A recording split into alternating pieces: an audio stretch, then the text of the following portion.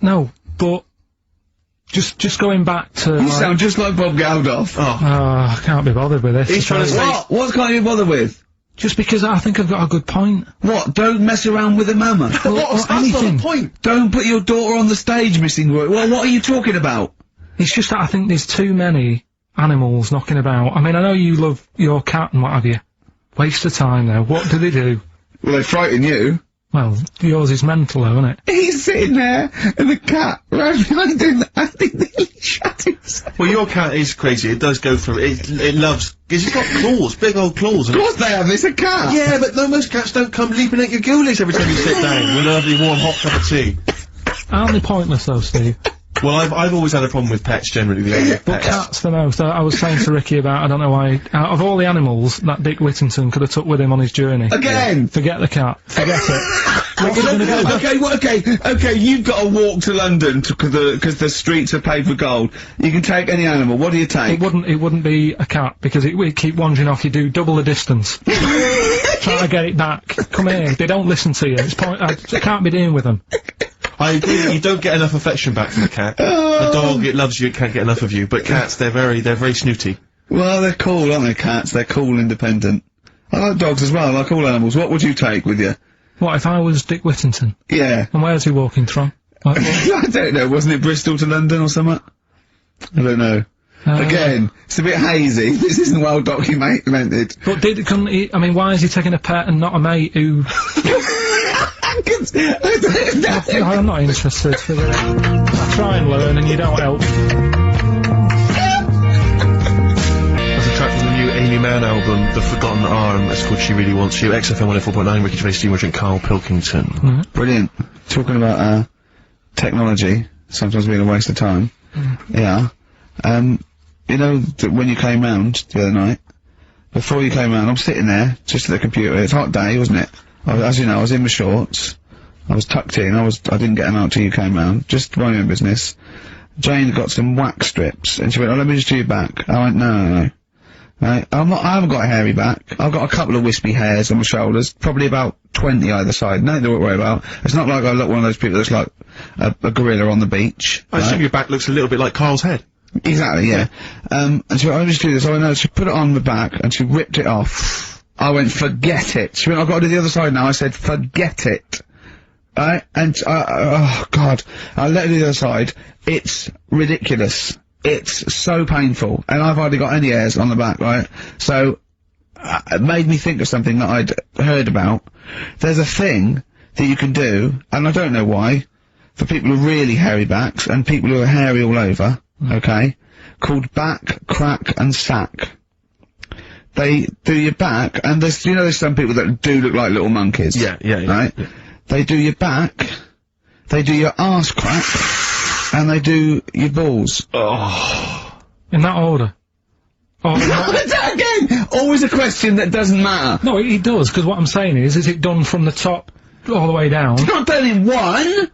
What do you think? This is huge 30-foot Band-Aid type thing that you're wrapped in and then pulled. It's done a little bit at a time, isn't it? Right, well, again, it still matters. Which order? Because if it hurts your back, it's definitely going to hurt the sack. That's what I'm saying. I think... What is it called? Back... Crack and sack. Or sack, crack and back? No, it's called back, crack... I don't know. It's probably a marketing person said we've got to have it in order. You can probably choose which order you want them in, Carl. It's back, crack and sack. It should be sack. Sack, crack, back. Definitely. It should be sold like that. Why? Because like I say, if you're lying there, look, you've had half of your back done. If you went, "Oh, forget it," right? There is no way you're gonna have the sack done. Is it? No. I'm sorry, I wouldn't have the crack and sack done anyway. I don't know why people I'm not gonna have the back done. It doesn't need doing. Where are people going where they've got to worry about the condition of the sack? At what event do you go to and you go, "I've got to look sharp. I've got to look the part today"? I don't know. The sack done. Nudists? No, because they're about being natural and that, isn't it? Normally they are hairy, like that woman on holiday. Yeah, the women are, the men aren't. No, I don't know. Yeah, they all are sort of pretty hairy. They believe in just leaving the body as it is. I think little gay fellas love it, don't they? Why are you looking at me? I don't know. I don't know. You're a little gay fella, and you've had it done. Yeah, Just text in. What's the text thing? 83XFM, just text in, tell us what? I don't know, is there any information that we're missing? Is it painful? I assume so. Of course it is. Why did you get it done? That's the question. Why did you get it done? Yeah. Why is it important to have a hairless arse? Touring breaks on XFM. Ricky Gervais, Steve and Karl Pilkington.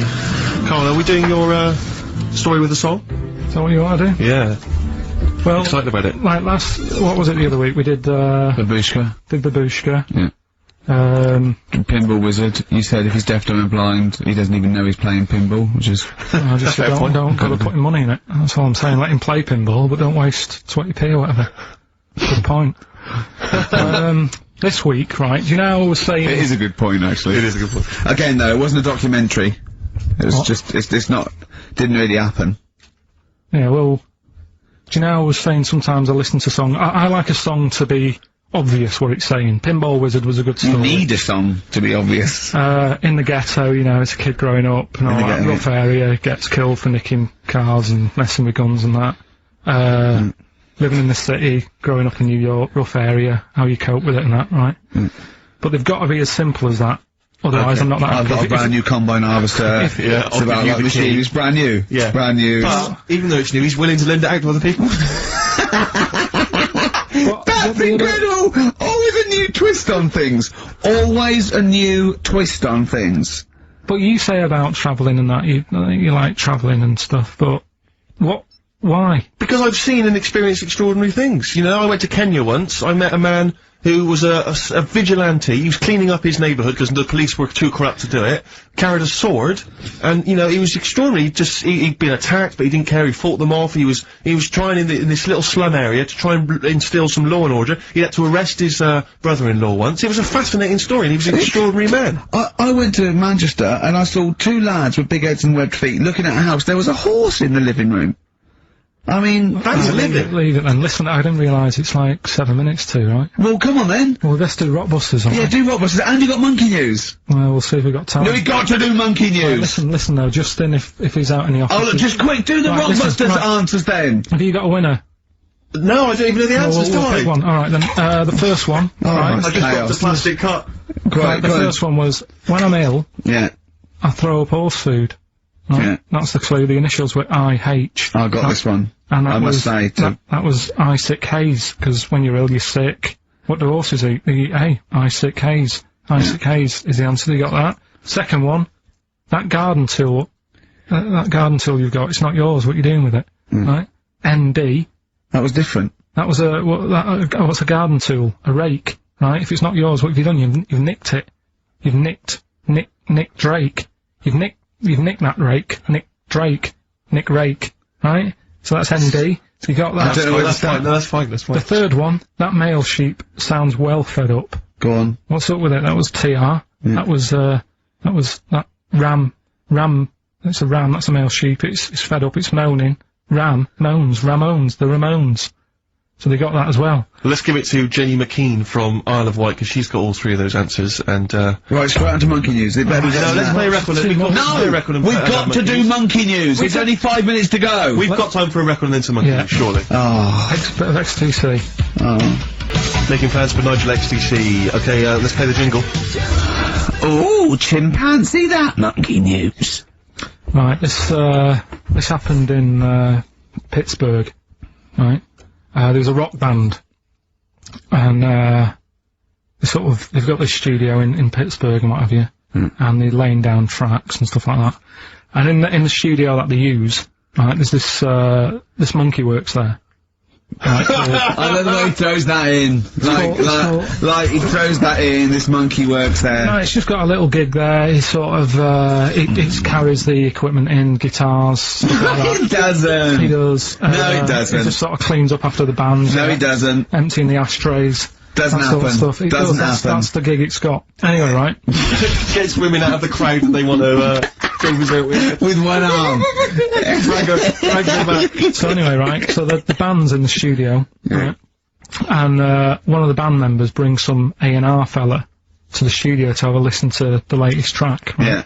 So they hit play, and they're all there going, yeah, brilliant, this is good. Oh no. Anyway, So the fella says, yeah, I like the track. I especially like the bass on it. Right? Right, this is bullshit. So This is rubbish. So And they hadn't laid down a bass track? so this is. Have you heard it? So Carl, the weird please thing don't is, do right, this to so me. the A&R fella goes, and Yeah. it's like, the band members are stood about, and they're going, that's good that he liked it.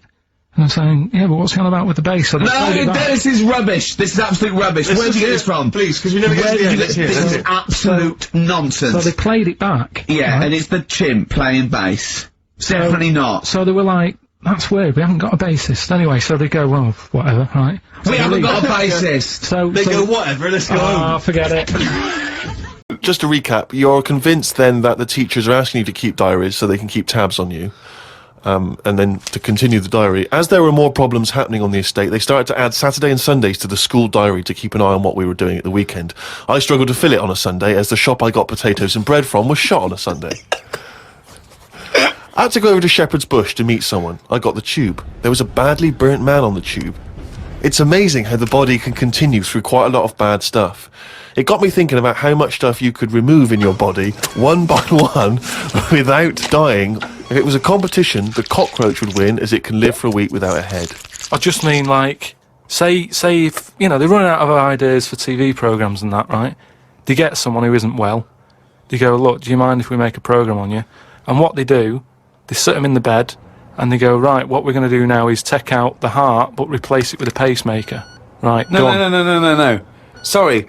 People with pacemakers don't have their heart taken out and a pacemaker popped in. All right, then. Some sort of machine. What I'm getting to is... Have you been playing Operation? What I mean is... what I mean is the big finale would just be a head chatting with loads of wires going into it, and it's like, look what we can do with science. That's what the programme's called. It's the same every week. The volunteer is just a head with loads of wires coming out Look of it. what we can do with science. And he's going, Goodbye. "Oh, I feel ill." Got some post delivered to me today. It was... oh, this is This great. makes it in the diary. Got some post delivered to me today. It was addressed to Mr. Dilkington.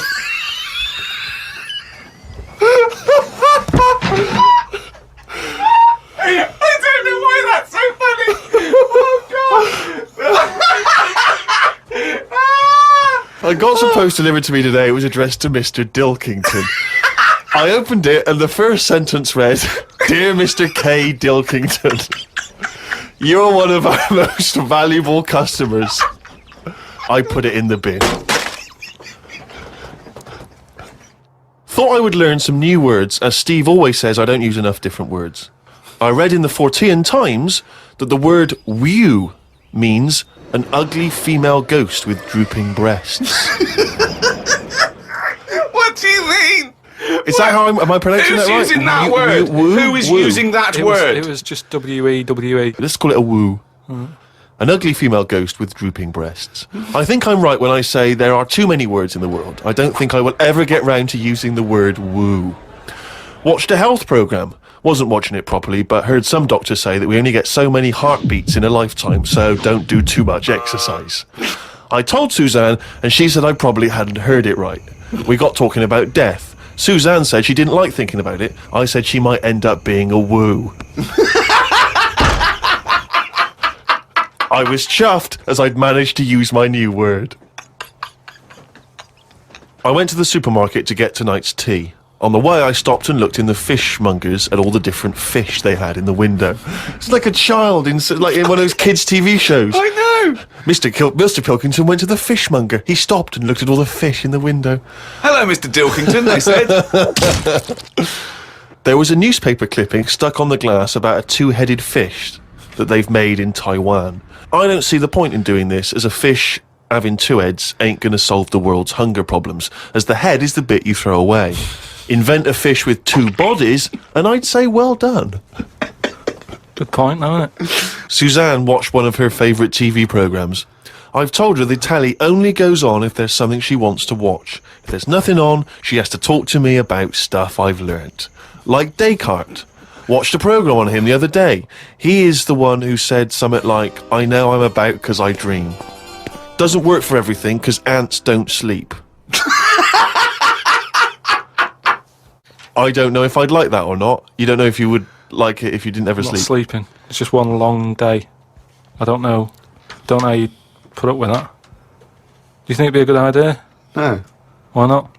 Because, as you said, it would get a bit boring. You know, your sleep is your rest, your time off. It helps you detoxify. It helps you sort of think things through on a subconscious level. You know, But don't you ever get it where, I mean, sometimes it's brilliant to have a sleep when you're tired, but don't you sometimes feel that's like... the best time to have a sleep when you're tired. No, yeah. but sometimes when you go to bed and you're not that tired and you're kind of thinking, oh, I'm going to waste some hours of my life now and I'm not really in the mood for this. Well, that's sleeping. just wishing you had longer on this earth doing creative things. I mean, if you didn't have to sleep, you could spend more time talking to a tortoise and going to the toffee shop.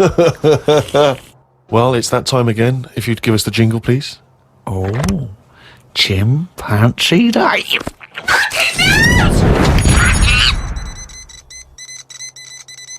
Okay, now that surely cannot be fair on anyone's ears listening. Right, ages ago, right, about the 1950s, Oh, yeah. Oh, yeah. there was this gangster knocking about. And do you know how, like, Was he called Hairy Fingers? do you know how, like, a lot of gangsters like to get into gambling and that? Yeah, yeah. And you know, like all his peers and that, all these mates who are like gangsters and stuff, they've all bought horses, right? That they take racing and they make money from them and that, don't they? Yeah.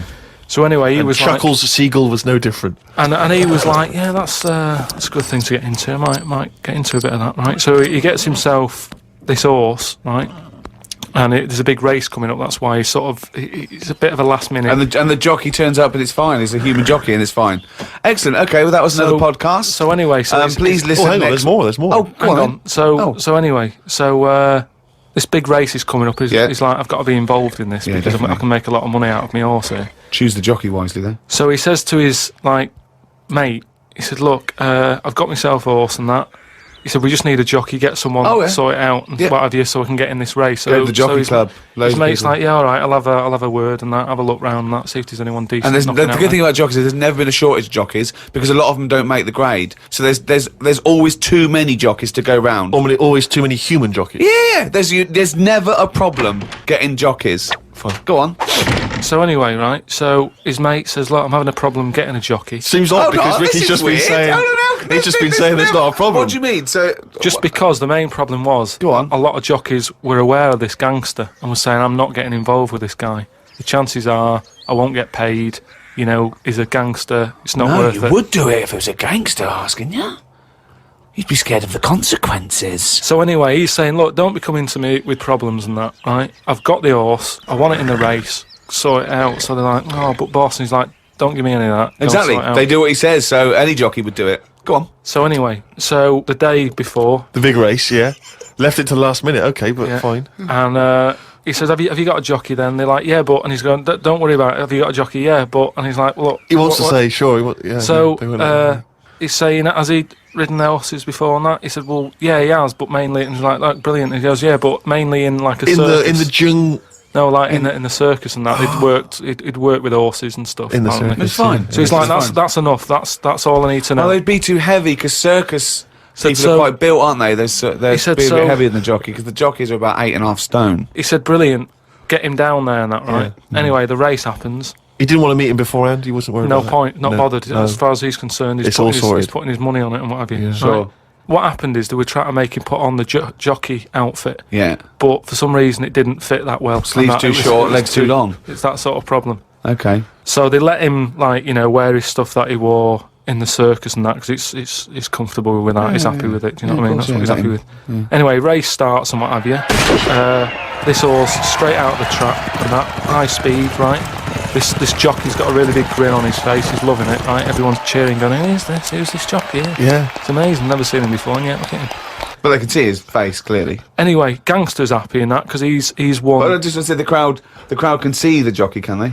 What? The crowd can. I mean, it's Yeah, but face he's so fast and what have The you. blur, it's a blur, it's all a blur. He's mate. he's good at it. I mean, apparently he was Right. close to falling off, and people were like, he's gone, he's a goner. But Right. he's got such a good reach that he managed to grab hold of Oh, the... good reach. Oh. At the end of it, you know, like the winner sort of rides around the crowd bit, doesn't Yeah. he? Sort of, you know, show off and what have you. Yeah. And all the women are there, and you know, like women are all dolled up at these events. Sure. They've all got big hats on. Sometimes they got fruit on those hats. Yeah. Okay. Right. Yeah. Right. One of the women, In one the of the 50s, women, particularly, Carmen Miranda was very popular. Yeah. one of the women had like you say, fruit and what have you on it, Yeah. a little banana. Right. Some kind of They're Cuban not real. woman. They're not real though. The hats. They're Not real fruit, is it? No, of Yeah. course not. Never. So But I don't know Really, who. I thought they wore those sort of kind of Cuban entertainment shows. I didn't realise they wore them at but events. even if it's like a big event, you know, you might have a hat with fruit, and it's sort of joke, but it's fake fruit because it would Yeah. perish. Well, but this jockey didn't understand that. He'd never seen false fruit. I don't understand. But why did the jockey suddenly? Why was he so desperate for fruit? I don't understand. So anyway, meanwhile, the gangster's collecting his 500 quid winnings. Yeah. Right, he's over the moon. He kicks off because of this woman with the fruit. Yeah, I don't understand. I still don't understand why the jockey would go. Everyone noticed. Jockey, little monkey fella. Oh, that makes sense. If he was a monkey, that would make sense. Yeah. What year was this? Because I want to. It was 1950s, and that's where the saying comes from about, do you know, like in Cockney slang, 500 quid is a monkey. He sort of put, you know, he put a monkey on it, and it all goes back to the time when. So this happened in England. in this country, yeah, It in the happened in England. So 1950s. someone could well still be alive that we could easily yeah. contact. That Well, would that's it. confirm We that, always, 'cause they you were know, at the there's no event. time length on this monkey news. If you've got any, if it's history, you know, if it goes back, you Or know, if it's years made ago, up, bullshit. just send it in. If it's to, bollocks, If you've got send any it in. bollocks If it's that absolute you wanna bollocks, send in. please send it in. That's this week's monkey news. Buy it in bottles, Richard Ashcroft on XFM 104.9. I'm Ricky Gervais with me, Steve Merchant and Karl Pilkington. Now listen up, right? It's the Sony Awards this Thursday. Now, for those who don't know, the Sony Awards are like the Oscars for radio presenters and producers and everything, right? So, and as you know, me and Steve, we love to win. We want to win this one. This is the last time the panel will be listening, so I want a good, clean, tight show, Okay. right? So no swearing, joking aside, no swearing, nothing controversial and nothing in bad taste, alright? Good luck out there. Aren't we a little bit buggered then? Well, yeah. So, alright, Karl? Yeah, that's all right. It's just when you say things like, you know, make it a good one. Sometimes it sort of puts a bit of pressure on and things slip out that you shouldn't say and stuff like that. Do you know what I mean? Have you ever had that? What, when you can't? It's like, I'll tell Like you you can't laugh at a one funeral. story, right? I'll tell you a couple, actually. Go on. That one's just come to mind right now, right? There was a fella who my dad was going to meet. I don't know if I told you this before, right? But, I have told you, when it was a party, and everyone was saying, Dave's coming, he looks like Ken Dodd. But don't say anything, have I told you? yeah, go on, what is it again?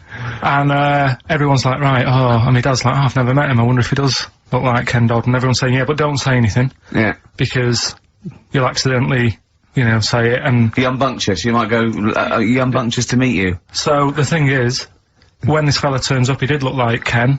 My dad couldn't believe it. First thing he said, nice to meet you, Ken. Oh, So his name's Dave. And that's the sort of thing. There was another one, right? At a station that I worked at in Manchester, right? There was this girl who worked in the newsroom, right? And she had a plastic arm, right? Right. And this presenter, nice bloke, he didn't, you know, he's not out to hurt anyone, went up to her, sat down, was chatting for a bit, touched the arm, said, what lovely skin you've got. What does she say? I mean, she's probably used to it, so she wasn't bothered. And then, right, this is brilliant. This is a sort of gaff he made on air, right? And like I say, he's a nice bloke, so he meant nothing by it, right? But he does this competition on the air, gets a caller on, right? And he's talking to the woman saying, you know, thanks for calling in and to play, I don't know, what have I got in my pocket or whatever he used to play on the show, right? And talking to the woman, in the background there's this noise, right? Like that, right? So he's talking, and he goes, have you got a pet parrot? She said, no, it's my Down syndrome kid. Oh dear. Oh.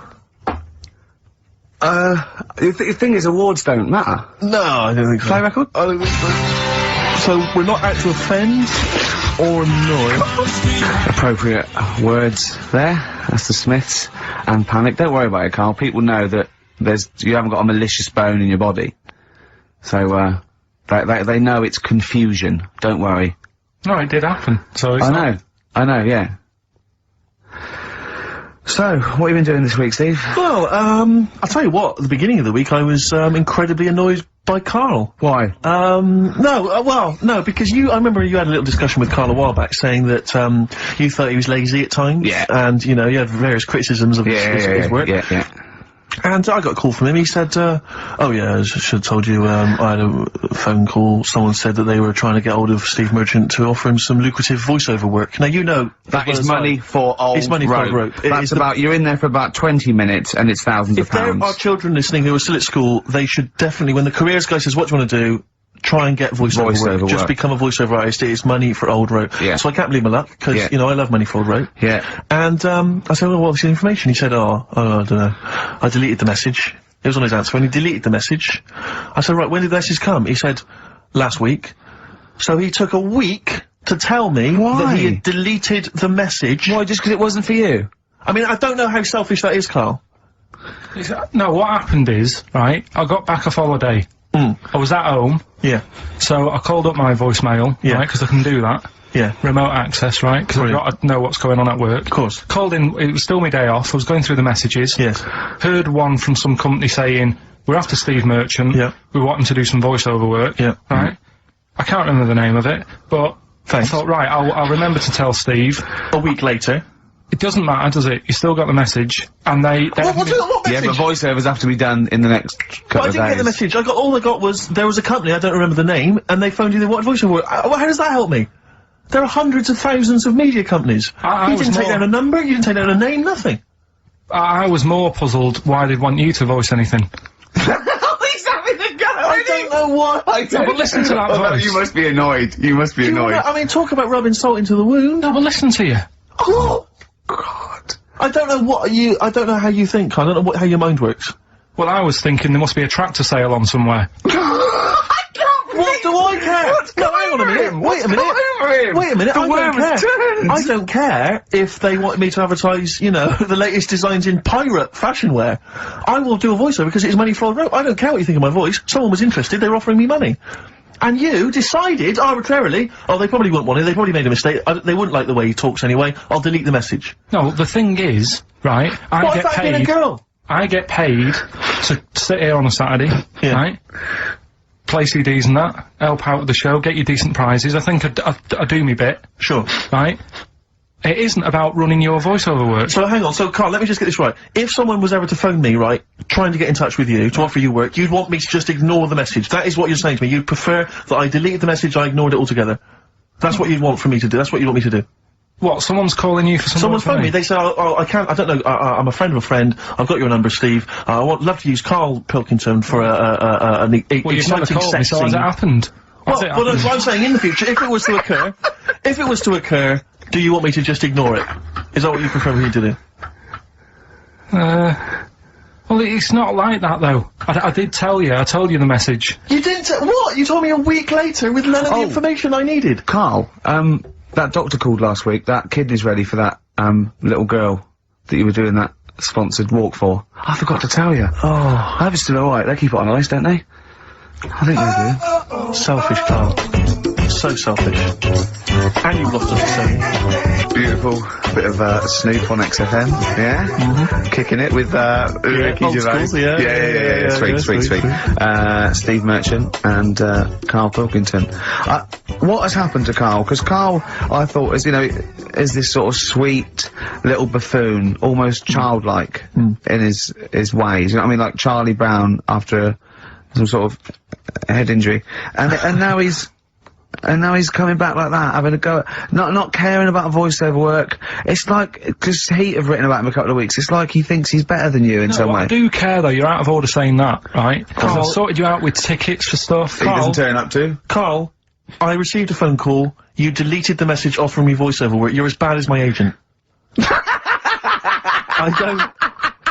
I'm appalled by it. And I thought we were friends.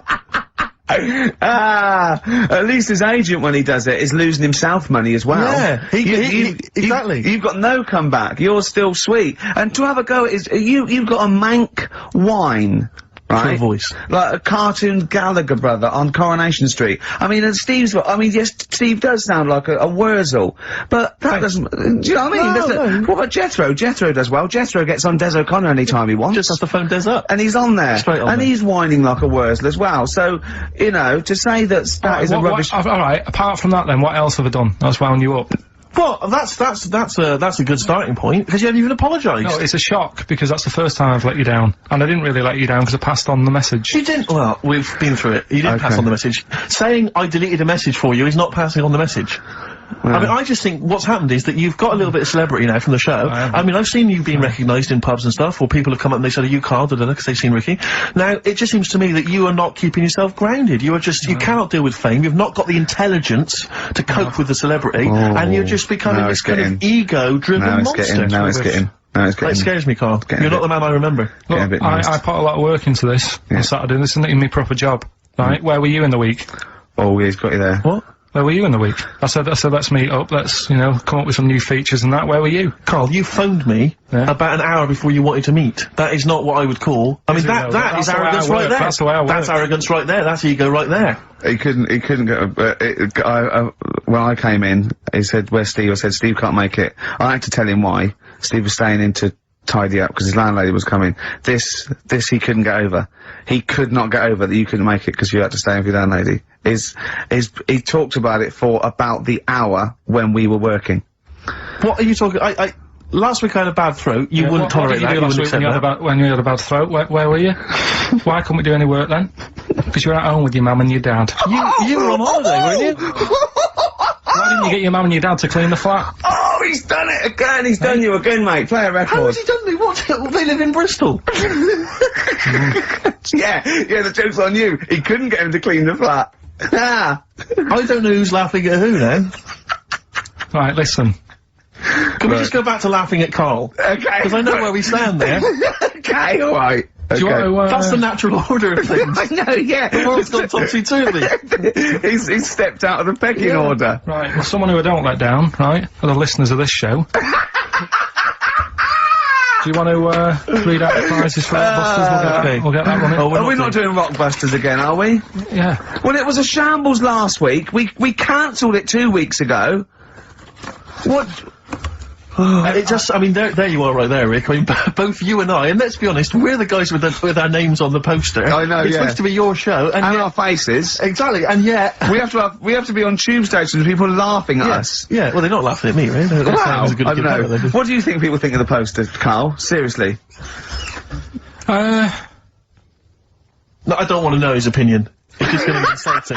My point is this, Rick. He was looking at you. My point is this, Rick. We used to be able to decide what the content of this show was. I know. Now, it's him. It's just him. He wants to do Rockbusters, he gets to do it. I know. And it's awful, but Tourette's Trent D'Arby. Not only is that offensive, it doesn't work as a clue.